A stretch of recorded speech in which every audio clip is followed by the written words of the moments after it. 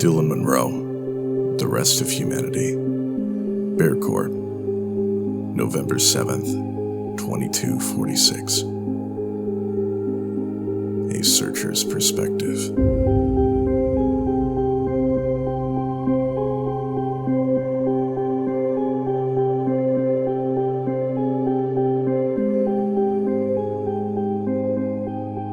The world has been a dark place for the last 6.5 years. And there's nothing we can do but live in the ruins of civilization left behind from the destruction of the undead hordes we all contend with on a daily basis. However, this doesn't mean that life is now entirely hopeless, because it isn't. And I can tell you about it either to convince you that the world has some optimism if you're unaware, or merely to inform you of what goes on in Bear City. This report will detail 3 chapters, recounting everything from my perspective through introductions, history, and my unique position in Bear City, which would raise red flags if you're a college professor from 6 years ago. But the fact is, there's no other way for me to tell you outside of what I have in mind, given that there's no way to cite new events due to the complete absence of actual new historical material recounting the past half-decade, since survival is more important. And I have no idea how to write a proper report outside of what I know from my college years. Another thing to mention is that .com news articles do not count usually, since you're taught to be discouraged from using them and go with .org or .edu sources in their place, which of course have nothing new these days. The only form of history now is through our own words, said to one another in person. Journals hoping to be put in a future history book, or internet articles recounting their perspective of events via first-hand accounts or thorough interviews directly quoting our physical words, or paraphrasing it if they want to edit parts out to make it shorter. Maybe one day we'll have that privilege of using citations and being able to make normal MLA papers again in the new world. But for now, it's only me here, and what I've seen. And I hope you can be open to new suggestions of recounting history for now, instead of being locked to past rules trying to describe a world with walking corpses that used to be our friends and family.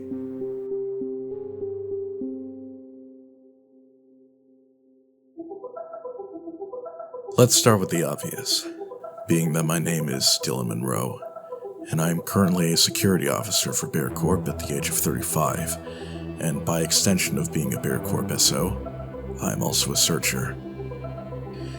My place in this city started about 5 years ago, when I went from being a solo street-smart survivor to being an ordinary citizen when I was found by various searchers when exploring what is known as the Dead City. I'll explain these terms shortly, but anyway, I was escorted to their headquarters where I was given a nice room to sleep in after having the best meal I've had in a long while, before being sent into Bear City via a train that goes from the Searcher HQ all the way to Searcher Station within the city itself, where then I was made a citizen shortly after getting a mental health evaluation. I was then given my own apartment, which I still live in to this day because I like small cozy places, and I was given time to myself for 3 months, given how I was at the time, which allowed me to adjust to the city before I had to go to work once the break ended.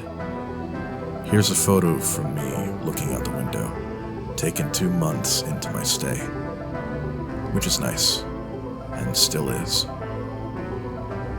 When asked what job I wanted to head into, given how there were plenty of options available, I chose to be security for Bear Corp, given my college background of law enforcement programs, since I wanted to be a cop back in those days, and so I did what I did best for a year.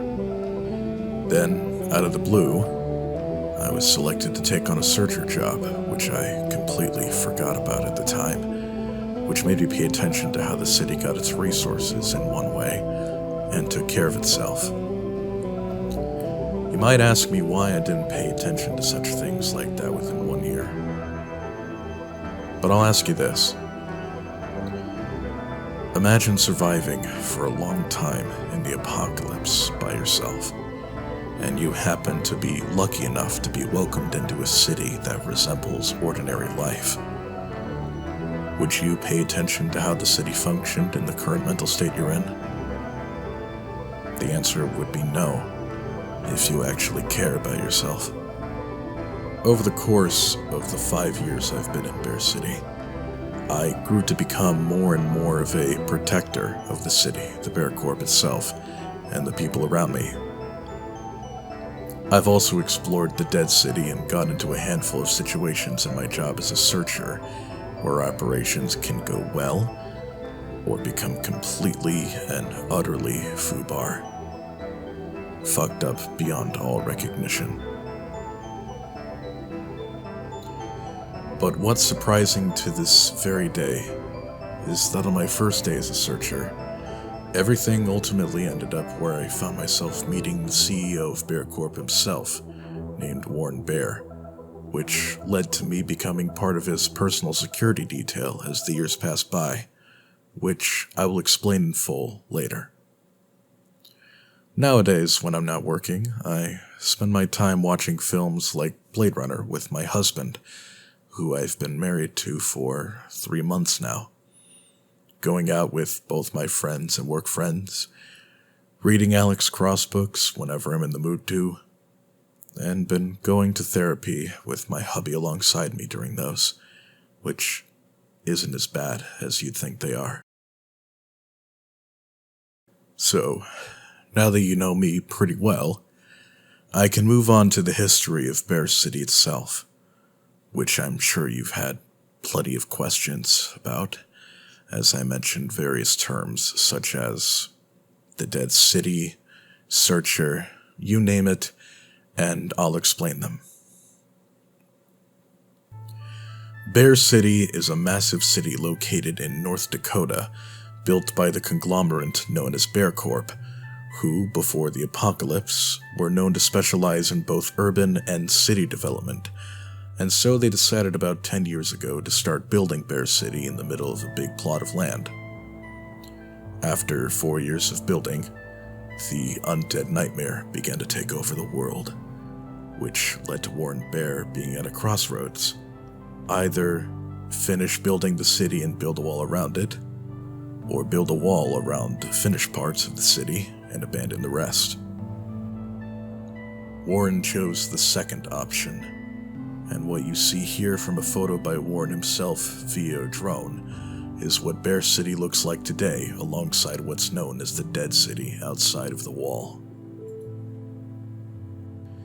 The operation to secure the city wasn't easy, but it was necessary where the entirety of the Bear Corp security detail, along with thousands of civilian volunteers, took part in what is now known among the company and the entire city pretty much as Operation Home, where the company and the people at their disposal kept the city safe by going into the Dead City to hold off the undead as long as they could, while others built the wall surrounding the city over the course of 4 months.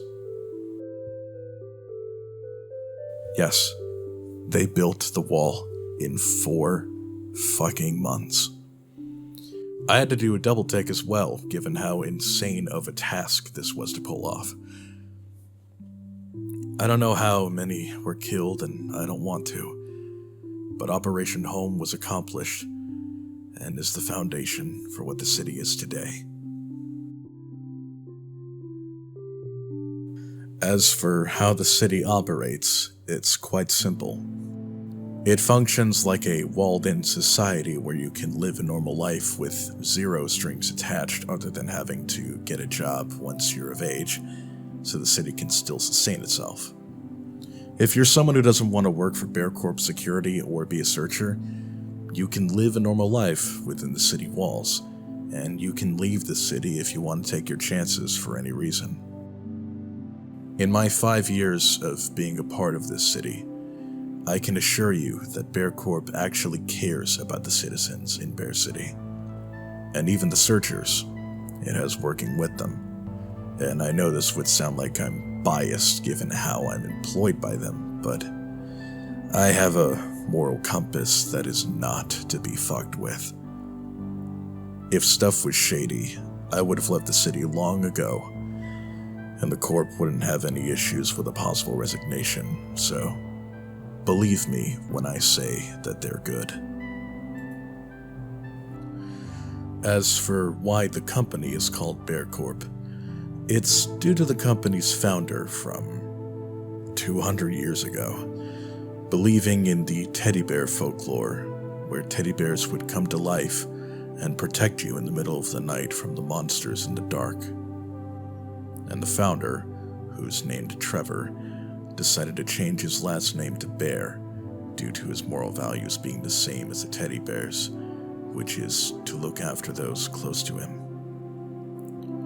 Afterward, the rest was history, where now, the current CEO has his name from the very same teddy bear Trevor had throughout his life, and the teddy bear himself is proudly displayed on Bear Tower, seen here from a drone. Some might ask, why would Trevor go into city development instead of something like security or whatnot? I don't know much about city development and haven't paid attention to these steps of things back in the day.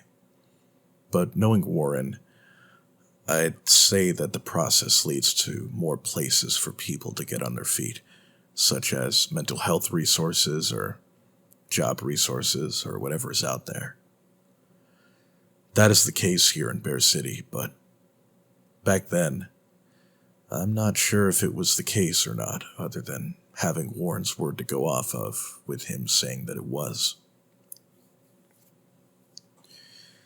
Overall, Bear City lives as a safe haven for 1.7 million people who all live normal, ordinary lives, or at least somewhat ordinary if you're security or a searcher.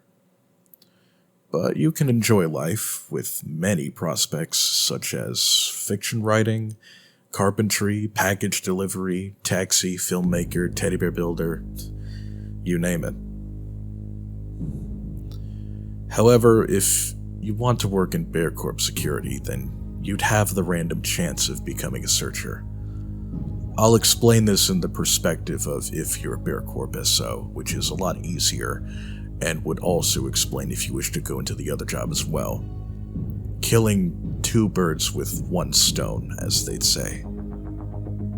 So, if you're working as a Bear Corp SO, you are told directly to your face that if you take this job, you are legally obligated to become a searcher, who is a person who goes outside of Bear City and explores the outside world to bring back resources, so the city is prepared in case it can't sustain itself on its own for some time. Searchers mainly explore the dead city, given how, during the construction of Bear City, nobody knew that the undead would show up, so plenty of buildings were already loaded with resources before Warren made the decision to build the wall.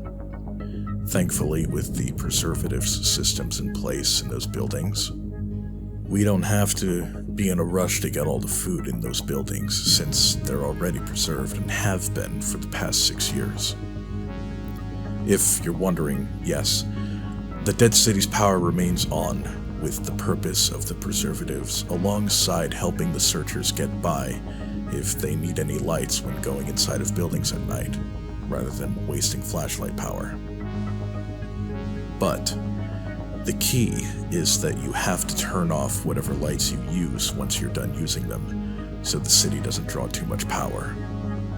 More power means more resources drained out from the solar energy and the electric generators.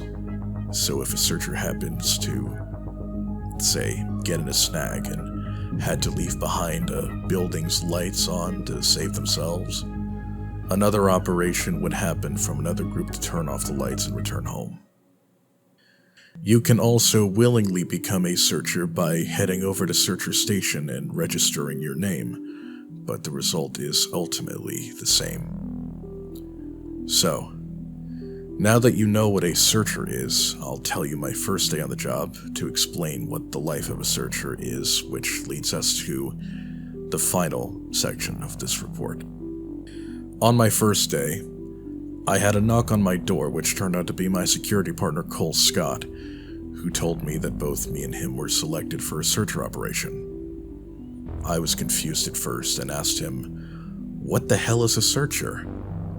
Which he said, "It's where you go outside the walls and loot the dead city. Every SO is legally required to do this and is told this when you signed up." You remember being told this when you signed up?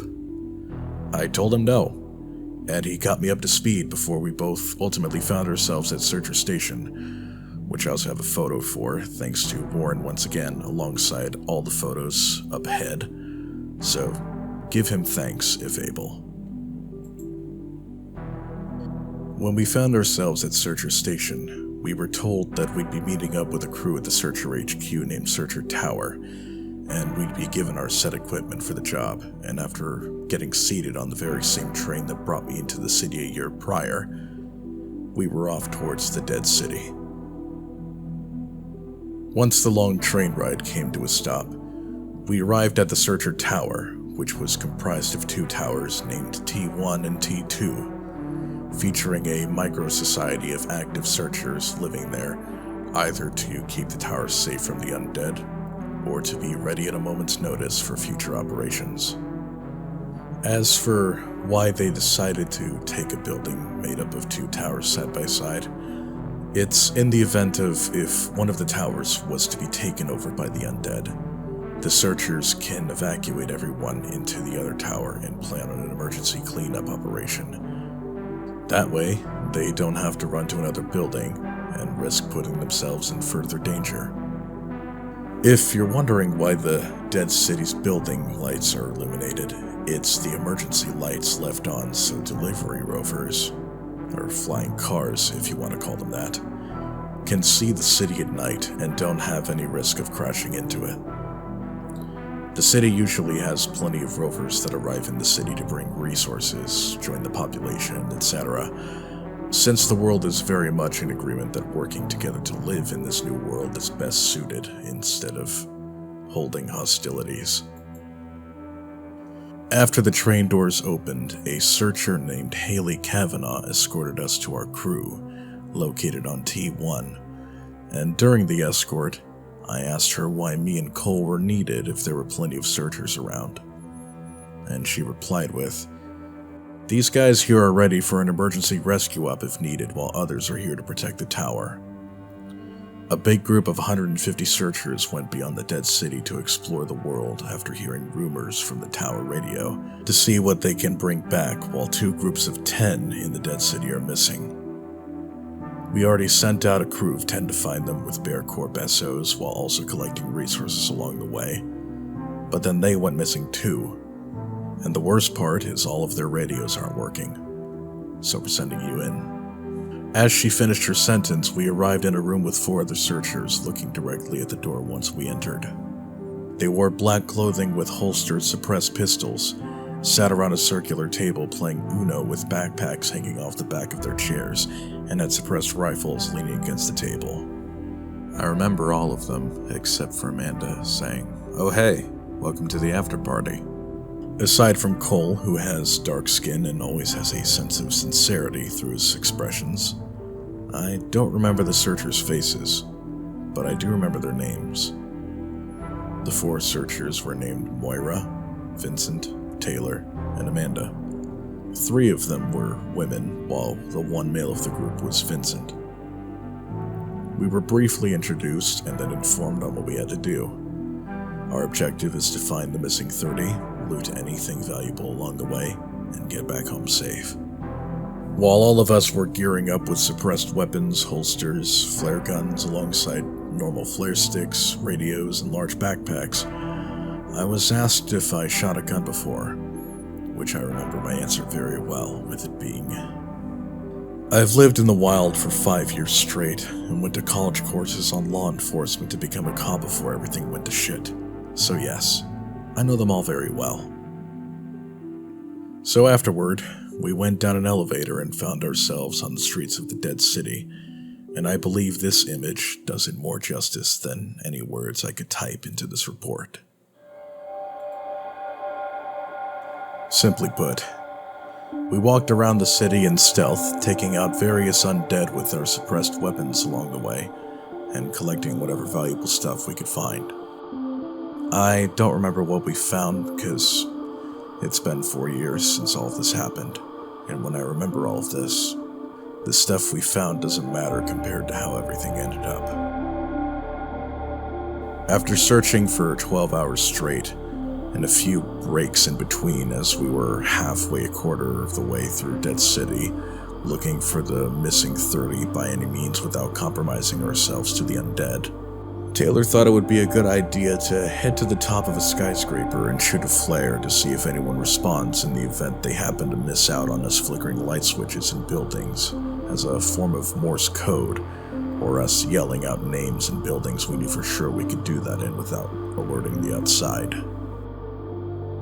Of course, some were skeptical of the idea, like Vincent, for example, who thought that the undead would notice, but suggested the idea that if we noticed someone through their reactions to the flare shot, that we could call an extractor to pick us up and take us to the person who noticed. Pick up that person, or people if multiple noticed, and get the fuck out before the undead find a way up. It was honestly a good idea, because we were exhausted with the idea of searching an entire city for the missing 30 after 12 hours.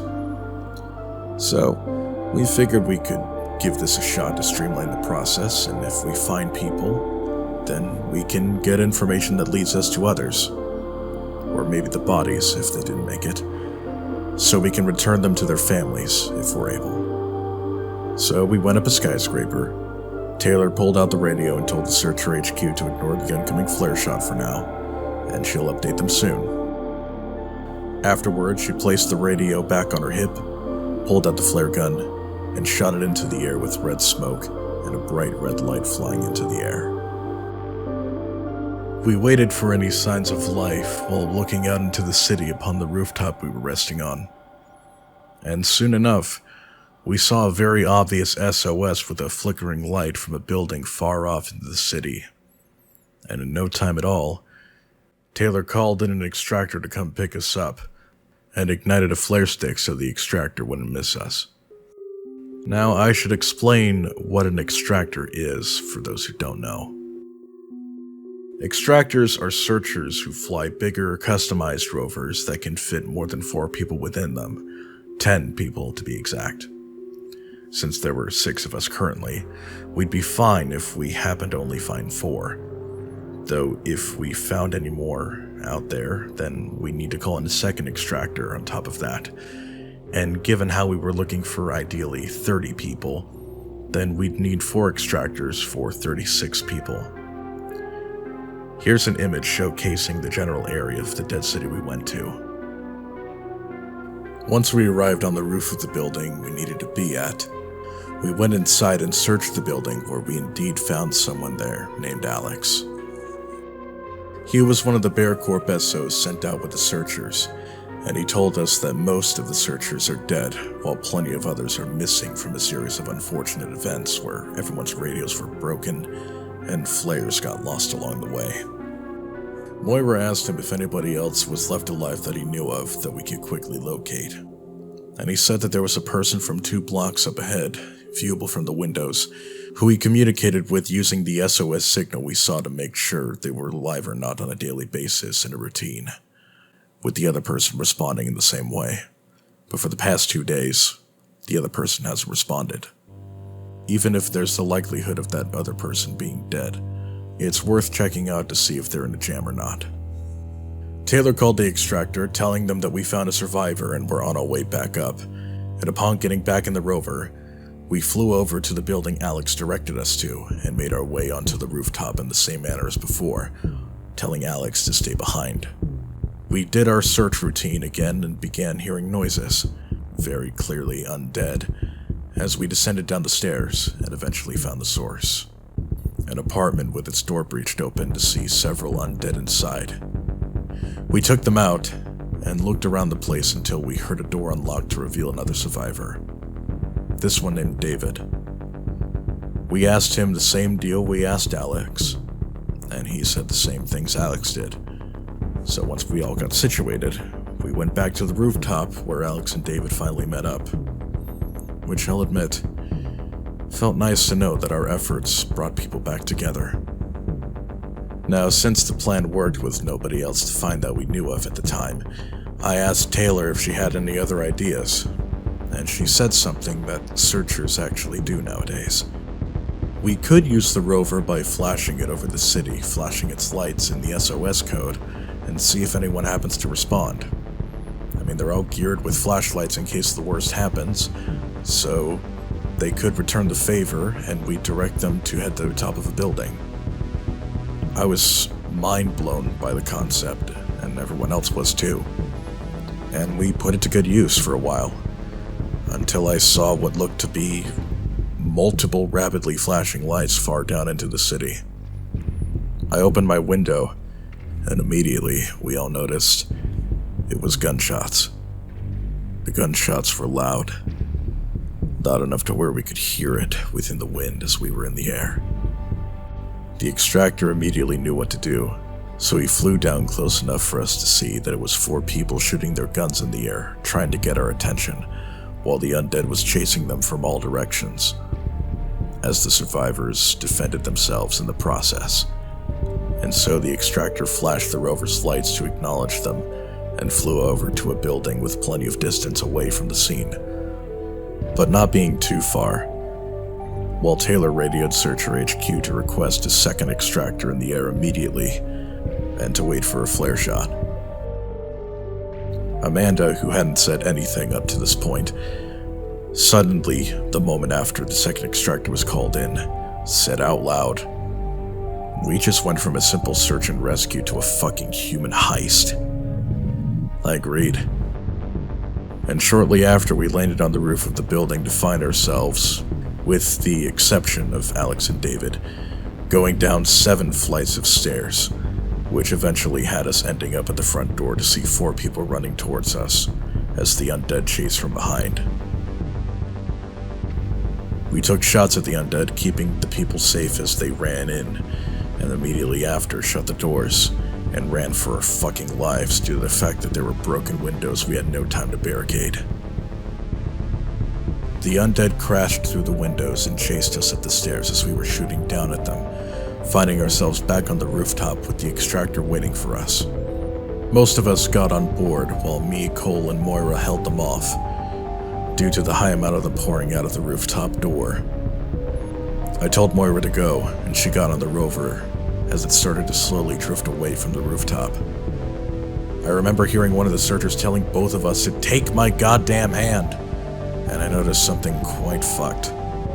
The rover was full, and Moira was holding out her hand to grab us as she held onto it, with barely any room inside it. I immediately yelled to Cole, began running to the rover while holstering my weapons. Thank fuck for the rifle slings, by the way. Grabbed Moira's hand after making what felt like the longest jump of my life, and reached out for Cole, which he soon grabbed on right before the rover went way off the roof's edge. What I'm about to tell you next is something that I remember very, very, very fucking well. The undead tried to grab onto Cole, reaching out as far as they could with their hands, missing and falling onto the solid, dark, concrete ground with blood splattering from their bodies. And I could see the undead pouring out from plenty of buildings, running in the streets, chasing us as we flew by. I remember the emotions I felt from seeing all of that. And I hope you never have to go through something similar. I held on tight like a motherfucker, and I'm sure the other 2 were the same way. But after flying for what felt like an eternity, even though it wasn't, My grip on Moira was starting to slip, and I started to panic like any rational person would be in a fucked up situation like this. I told Moira to get the extractor over a rooftop, but given how fast I was slipping, we couldn't get to a tall skyscraper in time, so we settled for a 10-story building where I let go at a safe height, and the rover landed where everyone got out, getting prepared for what was about to turn into a fight. They headed downstairs while I opened my backpack. I pulled out my flare gun and shot it into the air. Afterward, I immediately grabbed onto my rifle and began heading downstairs, hearing gunshots, crashes, until I saw those very things in graphic detail when I made it to the 7th floor to see everyone barricading the stairs with stuff like filing cabinets, since the place was an office building, while others killed the undead by unloading bullets down the stairs. I stood in place watching the madness unfold until I began noticing everyone running away from the stairs, and Vincent yelling some sense back into me with, "Get upstairs, right fucking now!" We all went to the 8th floor, barricading it once again by throwing filing cabinets and tables down the stairs, until the undead started piling themselves on top of them to get to us, which began the bullet storm. All 12 of us, side by side, shooting into that bullet-riddled hellhole, holding the undead at bay until we heard the extractor yelling out, "Extraction's here!" Of course, like a bunch of dogs running for dinner scraps, we ran to the roof, with the undead soon following with the sounds all behind us. Upon reaching the rooftop, I heard someone say, "Searches to the right, Bear Corp SOs on the left." There were 4 Bear Corp SOs, including the one we saved from the streets, and 8 searchers. So with that, me, Cole, Alex, and another guy went into the left rover, and everyone else went into the right one, as the undead were pouring from the exit. And yes, they were that quick, for those who happen to be lucky enough to have never encountered the undead. With how our rover was a bit closer to the exit than the right one, 3 of the undead got inside ours as it was leaving the LZ. They attacked us and killed the extractor, and this whole clusterfuck resulted in the rover crashing into the city streets. To be honest with you, even with seatbelts, I am absolutely fucking shocked that me, Cole, Alex, and the other guy survived the crash. Also, I'm sorry that I'm referring to the last one as the other guy. I don't remember his name. In fact, I don't remember the names of any of the 4 we found. The rover was upside down. We were hanging from our seatbelts, and the 3 undead were finally, well, dead. And after a few seconds of being dizzy, I began noticing Cole and the other were trying to break the rover's door open, while Alex was on the ground, clearly bewildered. "Alex, get him out, goddammit!" Cole yelled out. Alex, still bewildered, got up as best he could and got me out of my seatbelt.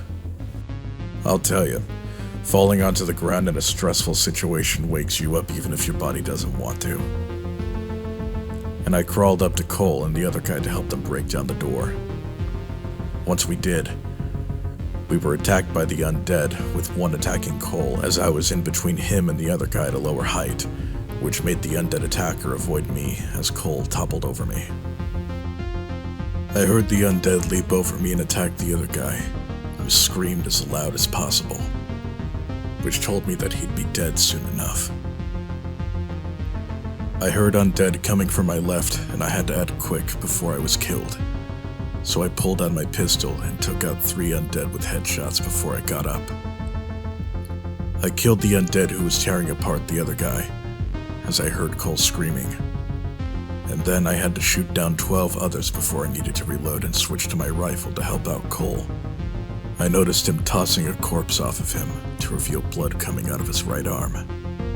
I didn't need an explanation to figure out what happened. Without a second thought, I pulled him to his feet, ran over to help Alex out of the rover, and we all bolted the fuck out of there as fast as we could.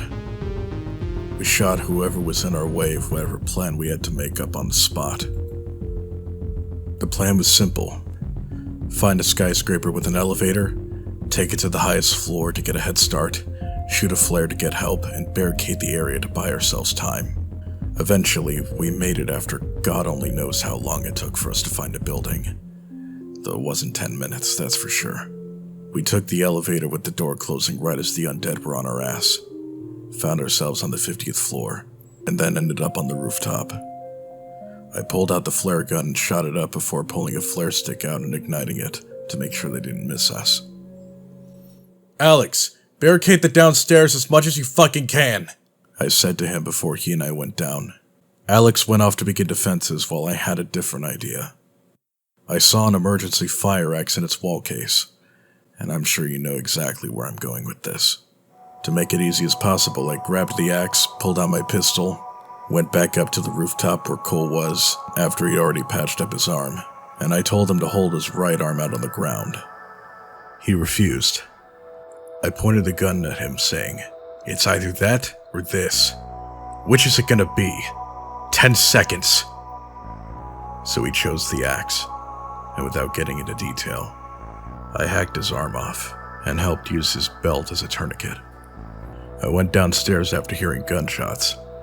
I found Alex holding off the undead by himself, which was short-lived when I showed up to help out. We held them off with precision headshots one by one for about 30 seconds before I heard Cole yell out that the extractor was here.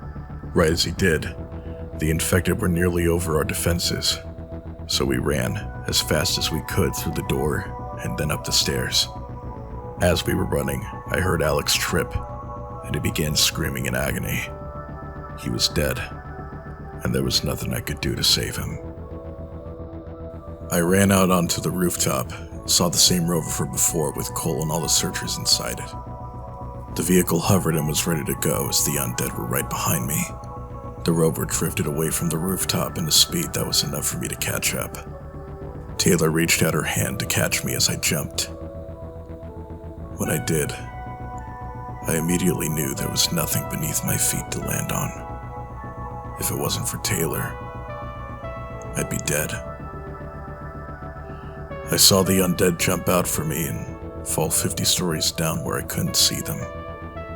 The dead city below us became too dark. Taylor pulled me inside the rover and didn't let go of me until Vincent closed the door. I sat down in the last empty seat and buckled my seatbelt. I let out a deep sigh before I laid my head down and closed my eyes for what I thought was a short nap. It felt like a second had passed before I woke up at Searcher HQ, and Vincent helped me out of my seat. In the end, 27 people died, and the mission was a complete clusterfuck.